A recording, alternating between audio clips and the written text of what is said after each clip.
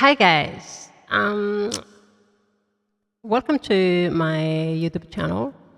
My name is Betty. I'm original from Timor-Leste, which is located between Indonesia and Australia.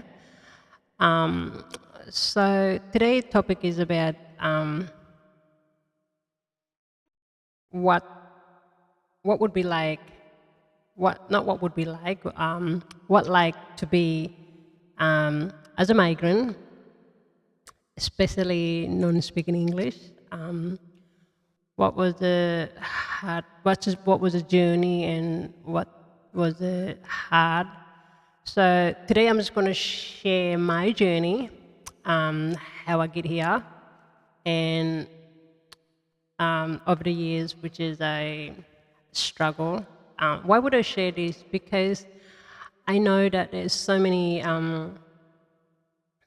migrants who came to Australia or living in another country, which is live from their homeland and looking for a new journey. But today it's not about just me, but it's just to all the men and women, especially professional and non-professional student. And yeah, it just what was the challenge along the way was the language, the culture, society, and so yeah. Just before I introduce myself, I just want to share a bit. I just want to share a little bit about myself. I grew up in Timor-Leste, which is it was really hard. So during the time was the Indonesian occupation for 20 years, which is most of the children was born at the time from 1975 to 2000. 2000 is not bad, but 1999 it was a lot of babies just come along the way. It was that time, and it was really a challenge. I just want to talk about that my past history and also my journey in Australia and what I learned bad along the way, good along the way, and just teach me to who I am today. When I talk about it, I'm just kind of a little bit emotional sometimes, but it's okay. This is a part of it's part of the show today, okay, guys? So anyway, so I just grew up in a little village called Soibara, which is about maybe 2K from. It's just hard to describe because at the time we don't have the kilometers, which is we don't know. I mean, if you can figure out just mathematically. But anyway, so just like 2 hours at the time when we drive from Dili to the village, and then but now I think it's only 40 minutes, less than 40 minutes, I'm pretty sure. But anyway, so it's apart from the home village was everyone was living in so much support, like especially during the time was hard. During the time was very hard, especially for the Indonesian occupation, and today it just have so much impact on my, not only me, but there's a lot of children at the time was so much impact on their mental well-being. And so I just want to share about that first, and then I go about my journey in Australia, okay? Anyway, so life was just very hard. Education for us is just nothing look like education here in Australia, which is you learn from ABC, you learn from the ground to, at the time and during the Indonesian time was um, it was they used to call grade 1 to 6 to 12. It was here in Australia we used to call, but over there it called like class 1, class 2, class 3, because yeah, year 1, year 2 is just you don't learn anything. It's just like I said, it's nothing like school. It's no. We have a teacher, but we don't have a lot of books available. We don't have a lot of information. It's just kind of like everybody share their knowledge, which is we just join grade 1. All the little one would be going to class, and it just um, learning how to read and write together. And those time, the teacher was even till now. The teacher was not even really professional anyway. It just it's so much trauma. I just remember not only that, but you had a hard time with education. You also had a hard time of coping a lot of things along the way as a child, and you have so much child abuse. I'm just when I talk about that, just so my emotional. Sorry. Um, and I'm very blessed that I learned that journey along the way and just have teach me. Sorry, guys. Sorry. Anyway, it's okay. It's okay to show you I'm emotional sometime. Like, anyway, so I learned a lot. It was very hard to begin in that journey. The childhood had so much abuse. Um, Growing up at home is peace and love, but and also I remember as my mom and dad was so beautiful, loving person, but and then because we have to go sometime, you gotta go um, living as independent. Sometime growing up, you gotta go and find food. It was very hard. It's just like and even my parents have their job and to go and be like they slave for other people to for living, and and I'm very kind of grow up. I watched my parent work so hard with all this journey, and oh my gosh, I'm so sorry. Sorry. Yeah. Okay. Sorry, guys. Um, yeah, it's just hard to talk about it because it has so much drama. It has memory. Just when you talk about it, you just activate that stage, which is your old version of yourself, and just still remember that journey that need to be healing. And I appreciate that. I recognize this moment of feeling that she come in and show that emotion, and I would like to share that because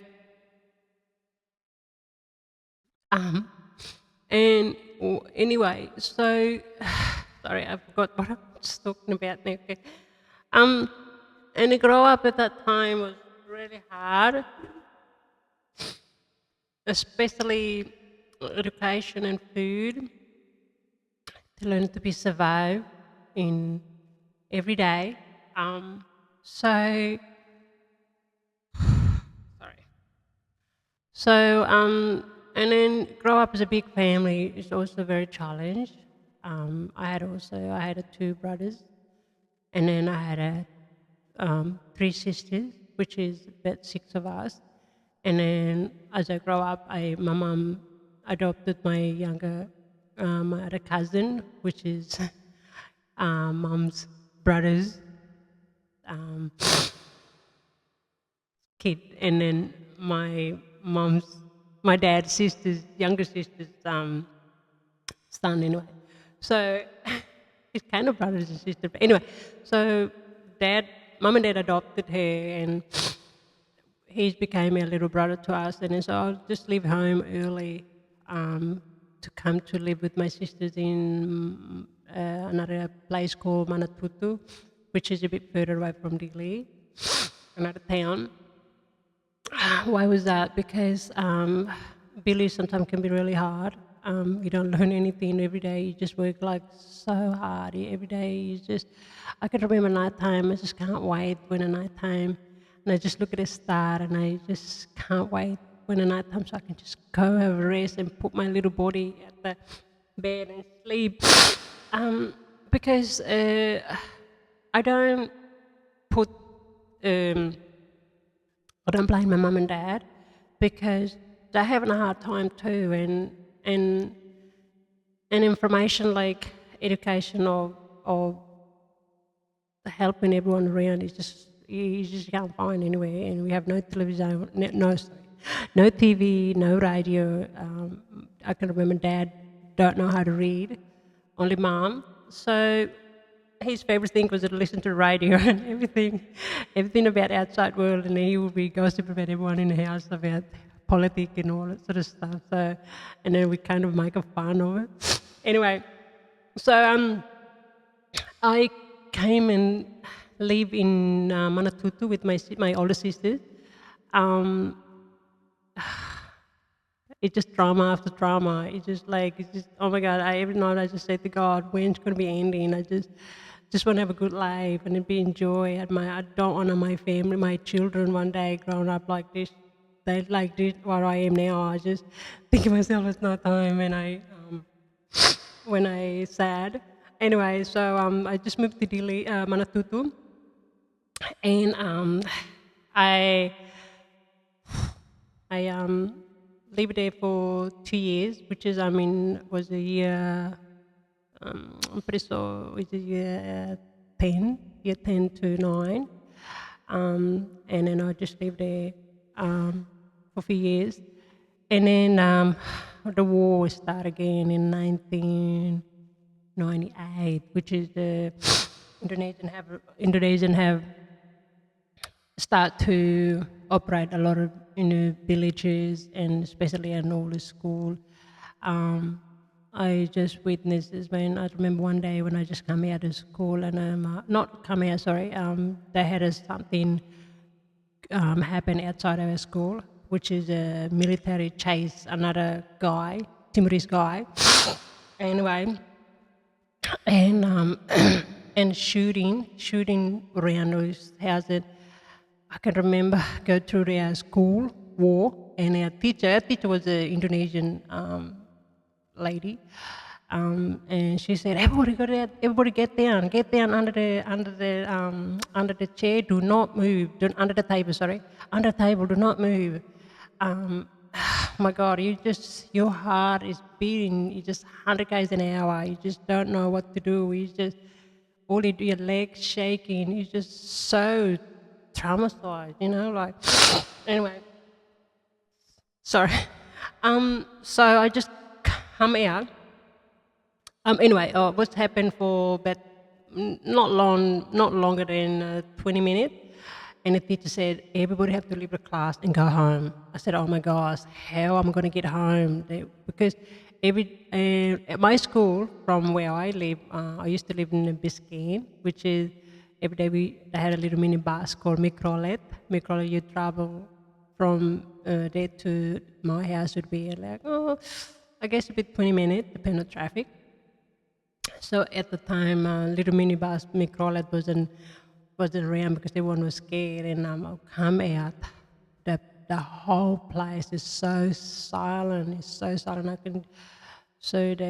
just saw the Indonesian army with the gun in the hand and grab another guy with the hand and the blood. I just keep walking, just close my eye, keep walking, but my leg shaky. You just nearly pee your pants. You just keep walking, nothing, just pretending that nothing happened. And at that time I'm pretty sure it was a bit 10 or 11, maybe older than that. I just don't remember exactly. But anyway, so I keep walking. I don't know where all my friends are, and I just keep walking.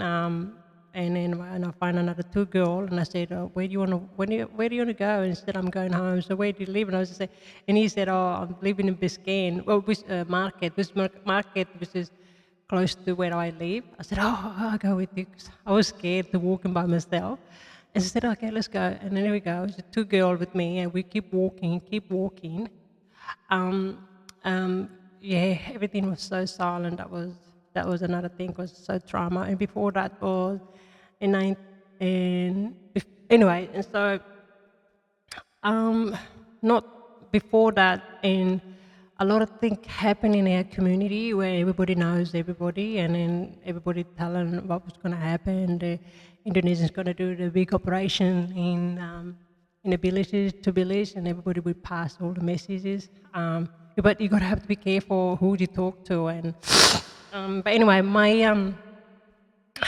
before I go back to that story, I just want to tell another story with my other cousin, Mateus, which is he is so brave. With we kind of a family involved in how to call what do you call it? It's like a supported all this Timorese army, which is we support independent. Um, our parents would tell us, because I'm, to be honest, even till now, I don't care what people say about. I'm still had a big mouth. I can't keep the secret. I have no secret. I don't know what secret. I always tell everything. Everything. So my cousin, they usually don't share any information. So when my other cousin said, "Oh, we're going to take the food to support the Timorese army," and because they grown up, they about teenagers. I was about 7 or 8, and she said, "Don't tell anyone, okay?" And I could see they change their clothes and they just fix their hair before they go. And I was like, "What do you do that for, guys?" And she said, "Oh, you don't know. Just be quiet. Just carry the food. Keep walking." I thought that was so hilarious. Anyway, so my cousin name I can mention that Anina, which is now they're all married. And my other, this is my dad, younger sisters, their kid, so it's kind of a very close cousin. So anyway, we were very involved on those, very involved and independent, but keeping so secret because mom's family is a lot of them, most of them, to be honest, some of them in pro, what do you call it, pro autonomy. So it's not very close family. It's kind of so we, I'm not scared to open because in a war, everybody have a story to tell, and who cares. But anyway, yeah, and then I can remember we just carried the food and to share with, give it to those Timorese army, and then we bring the message from inside to outside and tell them because they use a lot of it children most of the time because somehow, and I can remember our uncles and auntie would tell us a lot of things that we're not supposed to talk about it. Do what's supposed to do and come home and done your business. Anyway, so we're not kind of like do any crime stuff, but we just do because we want to live free. We just want to be independent, and we just had enough and sick of the Indonesian every day. Even you go to your own village, your own field to collect the food and that, they still have a lot of intimidation. And every child knows all this happen around. It's so traumatized. It's just so trauma. And you sleep at night time, you just can't sleep. Your heart is beating every single minute. I can remember you travel from Sobara to Delhi, and we stop in Kribas, and Indonesian army will pull you out and then just ask you ID. Oh my gosh! And I can remember I asked my mom, "Why you have to give ID? We tell them." I said to my mom, "Tell them we born here. This is our country." And my mom said, "Oh, be quiet. You don't know."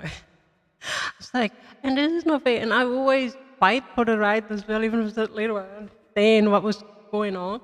Mom said, "Just be quiet. You don't know." So and anyway, so they would check everyone bag, checking every, like all they looking for is just any document, any piece of document they can find from Indonesian Timorese army, which is Bertelin. Um, anyway, so it's a lot of things happen. It was so bad. So it's a lot of trauma um, and especially on a 1999. And I remember we anyway. So I'm going back to Manatutu and walking back. Sorry, my initial my nose. Anyway, so I was just walking back from down to my home, which is where my school was that happened at that on that day. So we walking down there, and my sister said to me, "Oh, we gotta pack stuff. We have to go." My sister was 6 months pregnant. Oh my gosh! I said, "How are you gonna do?" Like, oh, because my brother's already gone. My brother-in-law is already gone. They walking down using like a creek to go to the village where we want to go. So you can't travel in all. I mean, cannot travel in due to cannot travel in the road. By the way, Indonesia find out, and I said you're done. But anyway, so yeah, my sister was 6 months pregnant, and she said it's pregnant, and she said, "Oh, we have to pack her clothes and we go." And so those truck come in, and she said, "Oh, I remember the guys were sitting in the front. Two guys were sitting in the front, and my sister said, "Oh, my sister must be talking to them," and said, "Oh, I'm pregnant. Would it be okay? I can sit in the front." So my sisters go, and we have to wait for another car. It started getting dark, and I'm so concerned and so worried. My sister was concerned for us, but we were so worried. Anyway, so she got home safe, and then we also, not long that another truck come in, and oh gosh, you were together with those, what do you call, like they had a diesel and stuff in the back, and it would be had cows, and then you would sit in the back with all these. Oh my gosh, this is horrible. Anyway, so at least we got a car, go home safe anyway. So who cared? So we got home. We got home to the village, which is Salau first, and then Salau is where my dad originally from, and then my mom was Sebara. So we went to my mom's village, not far from, about 20 minutes, 20 minutes or half an hour, sorry, half or 40-minute walking, which is up and down the hill. If you drive with the car or motorbike, it's about 15 or 5 minutes, I'm pretty sure. Oh, I'm sorry, guys. Anyway, so short, long story. So we end up together. My mom, my dad. I can remember my older sisters, all my younger sisters, except that my brother, my other younger brother, and my oldest brother was still in Indonesia. And then all you can hear is just the gossip. Oh, he's got a kill. There's another guy's coming. Oh yes, he's already killed. And like my mom, because my mom kind of very religious, so she doesn't believe anyone except herself. And I think that's the kind of I grow up to. And anyway, but sometimes I lost myself. Anyway, it's not always confident like my mom does. But anyway, so yeah, and so we together on a day, I can remember, no food, no nothing, and it's like dad teacher us about, because he said I can remember he said to us that this is our second time because we survived in the Second World War, which is at the time, I remember the Japanese born in Timor to Darwin, I'm pretty sure. So they witness all that. They know how to survive, and they know how to get all this bushtuck food, and they learn about all these things. So dad teach us how to do all these things. So, kind of funny story. Anyway, so man might want to call a special. It's called lassus. Lassus is you might get a plain flour. It's just kind of very plain, as sugar, egg, and then it's deep fried. It's because they can last for a month and a week. So mom might get that big container of it. Me and my cousin, we took it. We eat the whole thing up. And mom, dad said, "That's it. We're not going to survive. This kid's going to be like."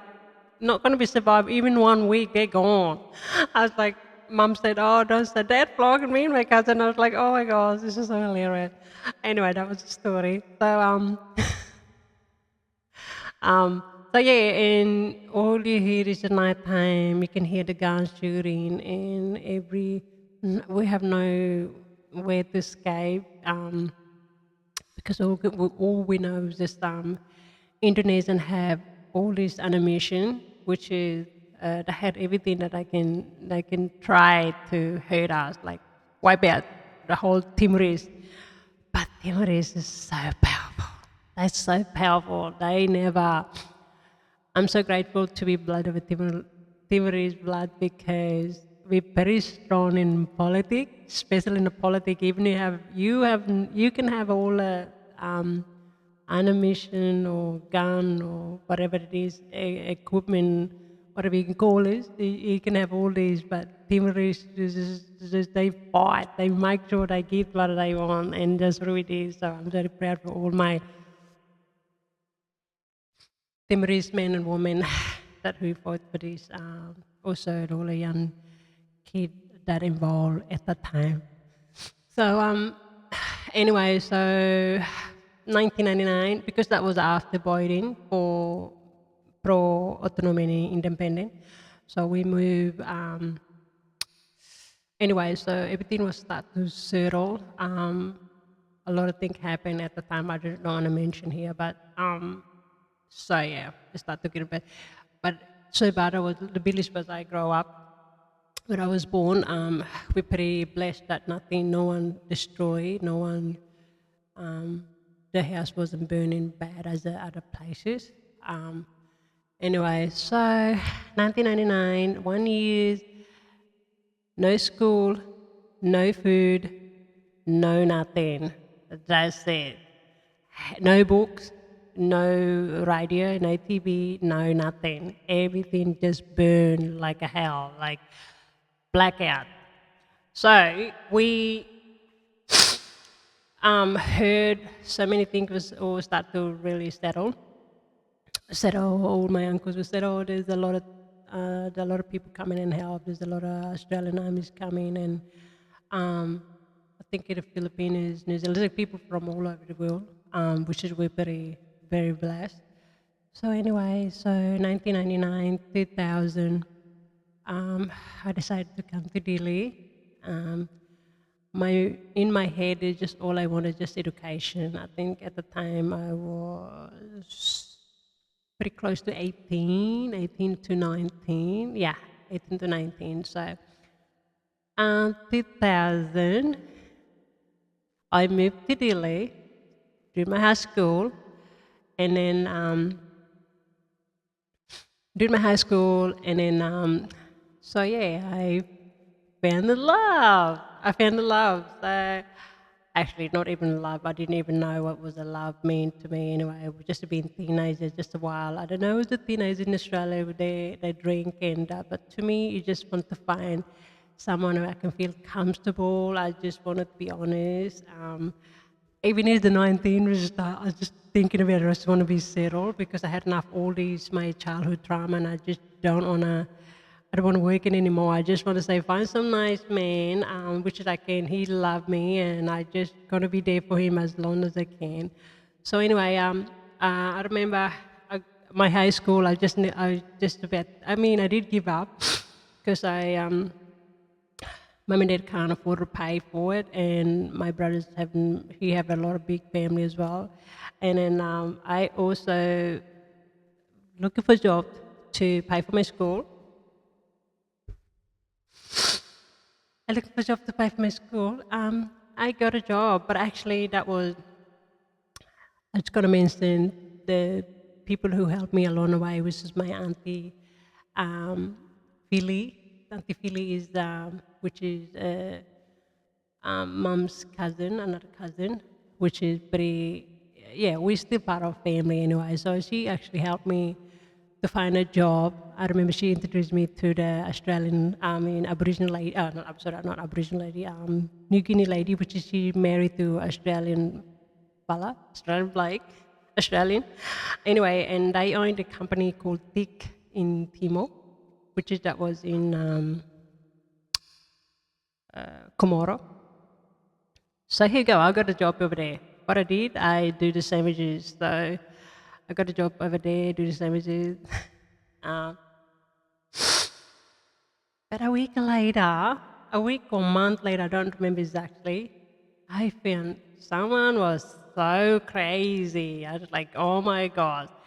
And I was like, I, I said, oh my God, I've never had experience of Western boyfriend before, so I don't know. I don't even speak English. I don't know how to speak. I don't know how to write English. I don't know. So, but this guy was um, fall in love with me so much, and I was like, and he was a bit older than me. I was about, I'm pretty sure I was just about to turn 20, and he was 30. I was like, oh no way, he's a bit 10 years older than me, so I don't know how I'm gonna accept that. Especially my dad, he's kind of not very strict. Dad like to make sure, like every dad, want the right man. So my husband, that now I've been married for him for now. Oh no, we've been together for now 21 years. Anyway, so I fell in love, and he really um, followed me along the way, and then he have he would teach me and so much about Australian culture, especially English. Uh, Very kind and generous man.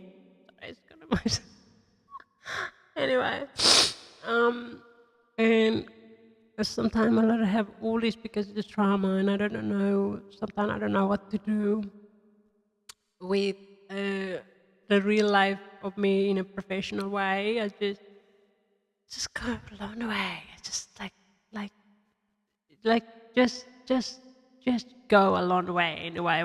Whatever happens, just happen. Just go. So I told my dad, I told my mom and dad, I was like, this guy was mad. This guy was so mad at me. So what do you reckon? And I said to him, I said to my husband, I said, Jason, if you want to really like me, you have to go to the village to see my parent. Um, Mom, very sense of humor. She's always like everything funny. But dad is very serious, very funny as well, but not very, very funny as mom does anyway. So we. We went to the village, introduced my dad, introduced my mom and my dad. Uh, yeah, that kind of big concern, but mom's like, oh yeah, he speak Portuguese, I can speak Portuguese. It's like, anyway, mom said, oh, hello, bem-vindo, bem-vindo. Anyway, start to speak Portuguese to Jason is just like, oh no, I'm not a Portuguese, I'm just Australian, right? I was like, oh, okay. I gotta anyway. Now I'm gonna speak Tetu now. His mom speak Tetu to him, and he's responded to Tetu. And he's like, oh, he speak Tetu. Wow, that is great. And my mom said, I like this guy. He's gonna be really good for you. I think I said, really, mom? Okay, but I'm still young. I'm not too. Maybe just for friend, okay? But I tell my dad, my boss. That's how chicken it is. You gotta get there, something. Anyway, you don't want to be your parent mad at you for something you're not too sure just yet. Anyway, so I took him today, introduced my parent, and then a year later we got married. So we got married, and then 2004, I just got pregnant. Um, so yeah, my oldest son, Aaron, he's now 20. So yeah, I was pregnant at the time in Timor, so we decided to come back to Australia. So he said, we have to move to Australia, we can't live in here. Life in here is very hard to live. It's just, I don't think my children's going to go to school here, sorry. We have to go to Australia. Oh my gosh. When I first came in Darwin, I just looked at all this light. I was like, wow, this is like Australia. And my husband said, no, you haven't seen more. You haven't seen Brisbane yet. I think Brisbane is better. It's more than better way than Darwin anyway. So, yeah, and so come to Brisbane, and then we drive to Cairns. No, sorry, first time was we have to pick up something in what's it called? Townsville. So he got to pick up the boat over there. So we drove down from sorry, Came to Townsville, then to Rockhampton for the first time ever, long time. And every minute I just wake up 12 hours driving, and every minute I just wake up. Really, it just is so too far. Okay, 12 hours, that's a long time. So we got in Rocky about, um, excuse me, we got in Rocky about maybe just 2, 3 o'clock in the morning. First time I just saw my mother-in-law. Not too sure. I think they're not too sure either, but they're very generous people, like so kind even until now. They like to they like my parent, they're very generous, they're very loving. Sometimes we had to think up and down, but they always very had a deep understand, which is so good. And I'm very blessed that I have those people around me all these years. Make me so emotional because you grow up in childhood trauma, especially you leave your homeland, you sacrifice so much, and in your past uh, past memories haven't been healing, and then you still go to another thing. I mean, in Australia, it's not that really traumatized, but because there's all these involved on childhood trauma is still have so much misunderstanding of think everything was bad, but it's not really. It's lucky to be living in Australia than in Timor, really. But anyway, so um, yeah, I just met them. They were so wonderful people. Even till now, I have my 2 sisters-in-law, 2 brothers-in-law, which is Jason's family. They're more beautiful in every way. They teach me so much how to cook in Australian food. Anyway, and sometimes I have my own thing, which is I don't feel, to be honest, maybe I just watch this podcast. It's like, yes. I don't talk in bad about them because I always say nice thing about them because they're so beautiful people and you can't say anything more than that, like, to be honest. Anyway, so they are so beautiful people. They just teach me so much about food, about cultures, and so many things I learn along the way. I just sometimes even have my own thinking, my own way of my own cultures, but they always have a deep understanding of me, and I appreciate for all these years. So yeah. So anyway, so living in Australia. Now we come back to Australia. In Australia, is people is so beautiful, so friendly, so loving, and so um, giving.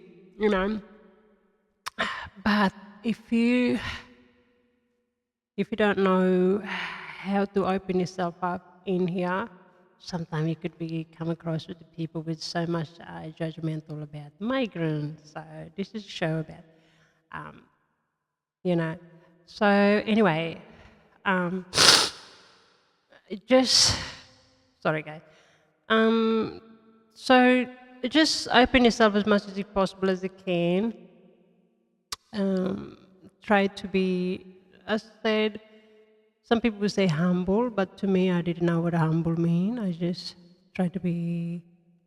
Um, I used to be had a lot of things like try to be fit in, but then I realized like, oh, hang on a minute, it's okay, you know.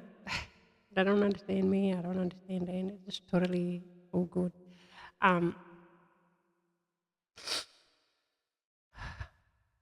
you anyway. So you had a kid, you had a home, you had a husband. Now you got to find a job. Whether you got to go back to school and study English or what? What next? So and then I'm thinking about my career professional. So I went end up doing my diploma and diploma business, um, and also study English because I didn't know how to write in, not didn't know how to read, but know how to write English. I didn't know how to write English. I did sometimes still, to be honest, I still struggle about that too. So anyway, English is not always. People say it's not easy for everyone, but even people with the English-speaking world. They had the same issue anyway. Think I'm doing pretty damn good. Anyway, so yeah, it's just the life can be up and down. My the most of the struggle about is just to find a job. I've been I've been rejected to different position in many years for some reason because of my belief, because of my past trauma. I don't blame anyone. I don't put the confidence in myself, but I'm so passionate about in business, but I always just want to find some opportunity where I can learn. But because my English is second language, it sometimes can be really challenge. Excuse me.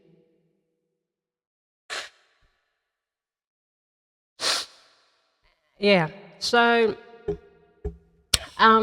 yeah, and it was very challenging to find a job in Australia. I think it's a bit lack of um, self-esteem, could be. So why am I sharing this for you guys? Because life journey, if you don't know where you're going, sometimes can be really challenge. Education and so important. Education is not that. Education is not about go get the high degree of a university, but education is about everything. You learn the languages, understand the cultures, how you cope with the society in here, how you understand the way of their living, plus your own thing. So it was, yeah, it was very challenged, especially leaving home. Oh my gosh, the most challenging thing was the homesick. Homesick has been to me, it is so many ways in so many years. But yeah, my husband always there for me, and he see me, like up and down. I'm sometimes just be myself, quiet in a room. He wouldn't come in and disturb me, but he let me be my own way, my own think and be my own space, and then come back and said, "Oh, yeah, I have a lot of his support in a loving way." So yeah, I'm very blessed. Anyway, so now why would I share this story? Because there's so many young Timorese out there that, or not only Timorese people, but there's also people from migrant that live it here, especially from Philippines. They had similar to Timor a little bit. And I don't know any other country with Vietnam, Cambodia, any other country that all the little countries that have the same struggle. So yeah, life journey. If you don't, I don't say study hard, but if you don't know yourself, sometimes can be really challenging. Not only for yourself, but also your career, your job, your marriage, your children, and you're going to start all over again if you don't know where you're going. So, yeah, so sharing my story today is um, just to let all these people, especially for young, sorry, I just wanted to let you all um, from around the world, especially people from Philippines and any other country that who struggle to live in Australia and that. And so, yeah, we just make yourself open, especially get to know people in here. I used to be scared making friends in here. I don't know. I said, oh, are they going to be, they look at the way how I look, or I mean the way, the way my cultures, and I don't speak English that well. And because, why would I say that? Because I can remember in my in my previous job, when I work in that in that time, I can see all these people who can smoke, all these smoky people. They go in that little corner together, and people with non-smoking. You there dealing with this stuff. This is how I feel like that. You have to try to be fit in when you're not in, when you're not part of that team, or you're not part of that cultures, or you think you're from different country, and you think, man, just don't think like that, because in the end of the day, people's just people anyway. It's just no one better than anyone. We came here in a different. You came here as a different nationality doesn't mean that people got to treat you because you come from different nationalities. Some people does say that, but who cares? The planet is only one for everyone to share anyway. Humanity have to live somewhere in the world to survive. They will have to find some place to live, the home that they can enjoy, and that's it. So if you caring about other people, think for who you are. Or maybe someone say, or you have a feeling something like that, just say to yourself, man, yeah, I don't need to think like that. Everybody here is beautiful anyway, so I don't need to think like that. But the more likely you create yourself in that feeling, the more you're gonna be feeling isolated, and then your homesick start to involve in your mental well-being, and then you start to have so much worry. Anyway, and then you find every job and everyone is shit, to be honest. Oh, my boss is shit, people don't like me, blah, blah, blah. You have all this blind because your past experience or your trauma, or you have a judgmental on your mindset anyway. So, yeah, that was my experience I want to share with you guys. If you're that way, if you like that way, sometimes as we see ourselves to be perfection. Every human being have to be perfection. What did that mean? I have to be look like that kind of person. If I got that disability or autistic, oh, I'm not part of that. I'm not part of that culture because I'm not that. If you're born that way in autistic or disability or have one leg or one arm, man, you just embrace that. Don't let other people have the power to control in you. You have ability to do what you can do to yourself and the world. That is more than enough. That is more than enough. You don't need to have improvement for anyone else. Okay, so living as a migrant in Australia, embrace, and every journey that you go through, everyone would have their own. Every opportunity that you got it. You always will find a people with a different attitude, different character, different behavior, and always will come into you in that kind of, because they also maybe want to find some healing as well. So they don't take as a personal, but see as experience and ask yourself, why did the person act like that? Why would she say that word or whatever it is? So yeah, recognize that kind of behavior and attitude, because God, I see it's worse than that. I don't want to talk about it. It's because there's some people just so even in a high professional position, they still act like a low grade people. And I just said, I'm sorry, God, but I don't want to be judged here, but I don't know how they get the job in it. I don't even know themselves. I don't even know. So they know how to. Manage people as a manager, but I don't know how to be the leader for the people to support every person. But sometimes you come to the workplace. I'm talking about workplace now. Um, one topic to another, but anyway, it's okay. Yeah, sometimes you come to the work and you see other person have so much toxic, have so much toxic, and you have to get out of that environment, or either way, be stay true to yourself. Otherwise, the more you do that, the more you attach to that kind of that idea or attitude, the more you're gonna lose your job anyway. So just see who you are, and oh, I'm sorry, it's not coming out everywhere. So yeah. Anyway, so that's why I bring out here together. I just don't bring out because migrant, they had a lot of them so much hard to live in here. They work hard. Um, Not only migrant here, but the people in here as well too. They work hard too. Everyone always want just one thing, either money, and just want to make the kid, make their family happy. And so do you. So do you. So um, that's why if you feel like you are different to people, like you're a migrant or you're not belong here, or you not yeah, don't feel that,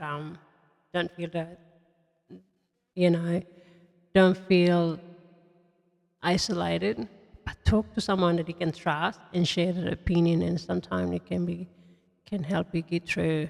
And then when you go to work, you don't have to worry about people opinion or people judge you because you come from, if because you're a different nationality, um,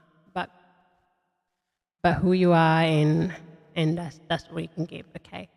So anyway, I think I have a very long conversation here. If you do want to listen to this podcast, um, make sure this is your phone, and while you're doing your activity, then you can just listen while you're doing your activity, because it is a little bit long talking. Um, so yeah, I just want to say thank you so much for listening. If you have not subscribed my channel, please don't forget to subscribe, because I'm going to be uploading more video for different topic. Okay. Thank you so much for watching. I hope you have a great day. Bye for now.